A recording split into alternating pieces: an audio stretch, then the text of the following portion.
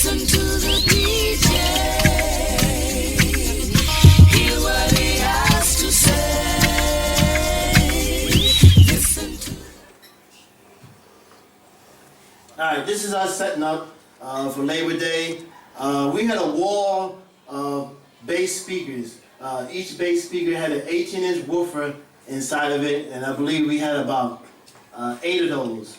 8 of those lined up, and that speaker that you see in the back, we call that the back wing, the torture boxes. They had two 15-inch Gal speakers, and they had doors on it, you'll see later on, and to project the bass sound out. So we're up there, wiring another speaker. That was my crew. You had to have a crew to help lug all that stuff around. So we had a crew. One guy named was Motown, Beaumont over there. The guy kneeling down, his name was Crazy Ass Curtis, because he just did some crazy things sometime when he was out there. That's how we give him that name, CAC. So this is Beaumont's block party, and we're setting up.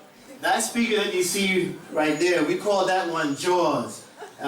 We bought it from Richard Long, who gave a club, Paradise Garage, which is a famous gay club. They had the best sound system in New York City, bar none. Better than Studios 54. Nobody had a better sound than the Paradise Garage. So he had that hanging from the ceiling, and we bought it off of him. Put it on top of those 3 folding horn speakers right there. They all carry 18-inch bass woofers in there. You got Beaumont is holding JBL tweeters.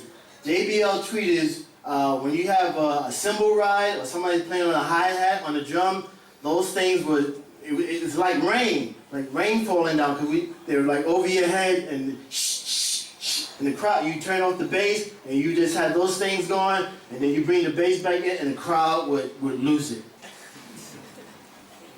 Alright, this is a back view of another block party we did with the 2 bass reflex speakers. We had the ones that are white.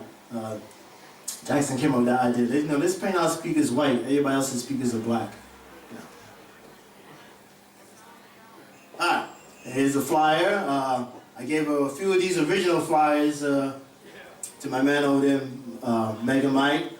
You can see me and Grandmaster Flowers on the same bill. It wasn't a battle. We battled later on, but there's not too many DJs can say that they played with Flowers. To me, Flowers is the godfather of hip hop to me. That's my own personal opinion. I'll tell you why that later. Go ahead. All right, as you see, big crowd, Labor Day, taking care of some of the equipment over there. We had to rope off the area to get a nice spot. We had to get there early in the morning, like around 5 or 6, because the other DJs would get there and set up their equipment. So we got there, and that's some people who were hanging out, chilling out, because we were there for a long time. So there's me. I think my sister took these pictures, I believe so. So she caught me there in the middle of the mix. As you can see, the bass speakers there in front of me. So that's a good idea of what we were using. That is the master control. You're looking at a lot of stuff. I'll try to explain. I'll take care of the front first. SAE equalizer on the right. Off to the left of it was my boom box. Now the boom box controlled the subwoofer bass cabinets, and the other knob controlled those other speakers I called the JBL, the tweeters. So I had control of that. And then in front of the console, I had another equalizer that I was able to control all the other speakers. I had total control of all the speakers that we use. You turn down the volume, this one, bring that one in. That's why they call me the tag name Electric God, because I had control of the entire sound system. So that was really my calling card. All right, that's from the block party we saw previously with Beaumont. That's the speaker right there with the 215s. We call it the torture boxes. Next to it, the Leviathan. All right, so this is one of the flyers. As you can see on the flyer, there's no Kool Herc, there's no Grandmaster Flash, and none of those guys, because none of those guys were doing it at the time. these are all the major players. Then we had the now for you break dancers, the terminology back then was a freestyle artist. Those guys that did the up rocking, do that move and start doing that. So that's what that term means. So when you see that, that's the type of dance moves that group was doing along with the hustle dancers. Then you see the MCs down at the bottom, Certainly B, KC the Prince, JC Hollywood. Ash the Hyper Freak was a graffiti writer. He's in a lot of these graffiti books. Matter of fact, he was one of the first DJs that introduced punk. He started doing punk music at his spot. So there was a punk scene in Brooklyn with DJs. It didn't have no punk scene in the Bronx, but he started that on his own. He wanted to do something different, so he went off on his own and did that. This is me early in the morning trying to figure out how to put this stuff back together again. What, why, where. It's early in the morning, we dismantle it, and I was in charge of putting all the wires and everything back together again, so I look a little perplexed, as you can say, at least. So it's early in the morning. It's early in the morning, you're trying to figure this out. Okay, this wire goes here, this goes input here, output. There's the crowd. And you can look up in the trees. We had speakers even hanging from the trees. Mid-range speakers there. The JBLs hanging overhead. Because you want the sound, those mid-range and highs to go over, the crowd's head. You don't want it hitting directly. You get a better sound quality when it's going over their head. So the crowd is in amazement, and my boy and my girlfriend's little kid been knocked out. To this day, I don't know who took this picture. I'm not sure it was my cousin or a friend of mine. After a while, instead of playing, when we played outdoors, we had to rope off the area because, somebody was always asking a question. A nice young lady would always come by, can you play so-and-so for me? Yeah, okay, all right. When are you going to play so? I played it already. Where did you go? So I decided not to be annoyed because people always wanted to talk to a DJ when he's in the middle of a mix. That's when they want to have a conversation. So I said, what I'm going to do? I'm going to play inside the truck, that we had to load the equipment and nobody will bother me and it'll be good. Now, these are not Technique turntables. I didn't want to go with what everybody else was using back then. So I went with these Pioneer turntables, were very good. Except only problem, they were belt driven. So sometimes you let it go, it took a while to get going, but they were very smooth. And then I even figured out just a little while, a few weeks ago, what records that I had on the turntable. That one on the left is Cameo, is Sirius, and then I had this bad import, nice import called Robot Death, that I mixed in with that. That's my crew. We named him Motown. That's Jimmy G. He was our driver in Fantasia. He's a Fantasia major. That's my boy Larry B in the back.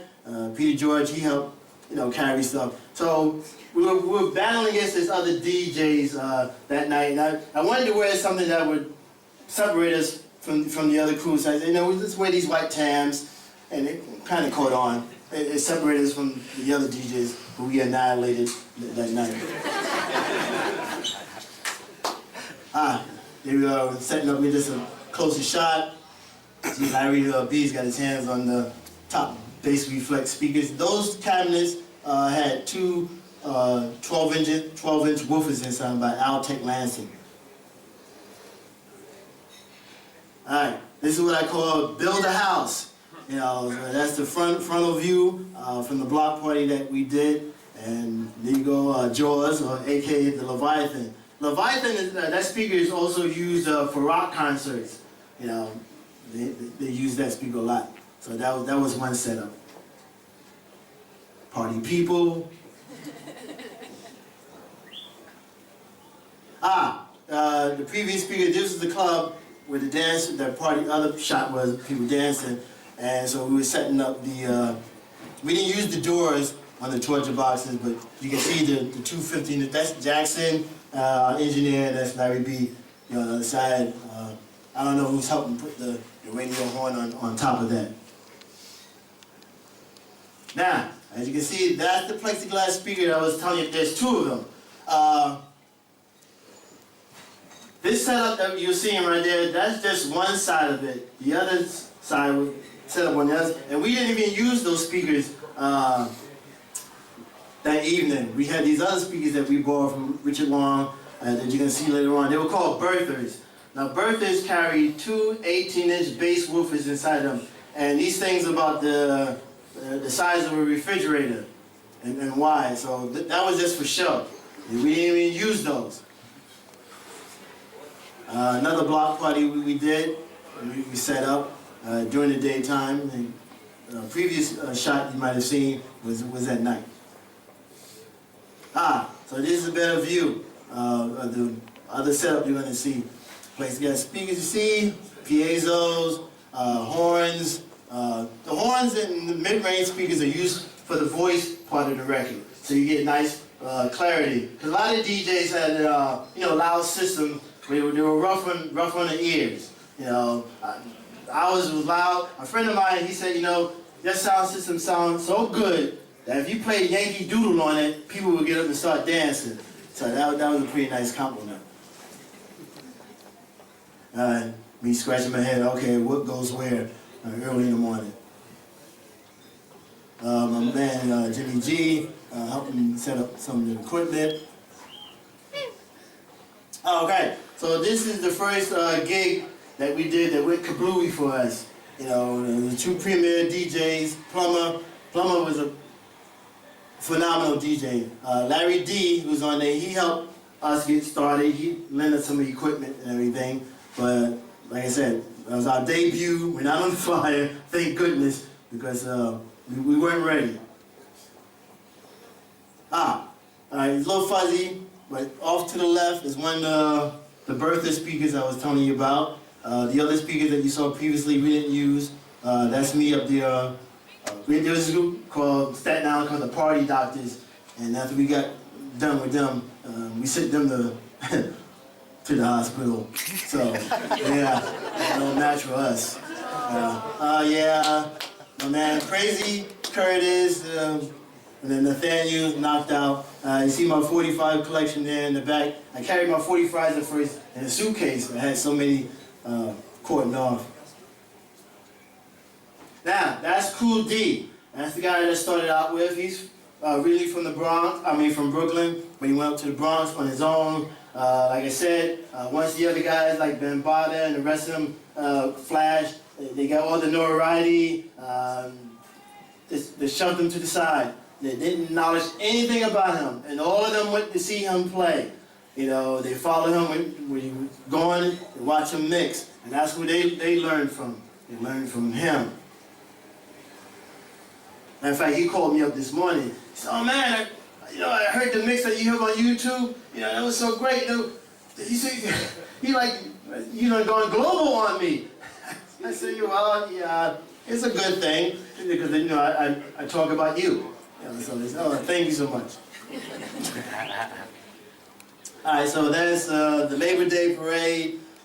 It's almost like a Brazil Carnival. It's a big event in Brooklyn, big event, I have to tell you. They do it annually every year, nice food, good music, and costumes galore.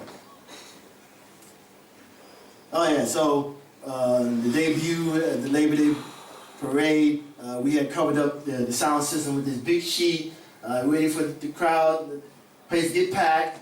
And then pulled off the sheet, and away I went. Alright, so this is one of the signs that I had created. Now you see I have chips font over my name because what happened was I gave the sign maker a business card and I used my real name. So it wasn't until I kind of looked at it and said, oh my God, the DJ Harold, that sound cool. So, so before I came here, I just put chips on there. You'll see the way it was. I think in the next frame. Yeah, there you go. Yeah, so that was the name that was on my business card because what happened was the phone call. I lived with my mother, at that time.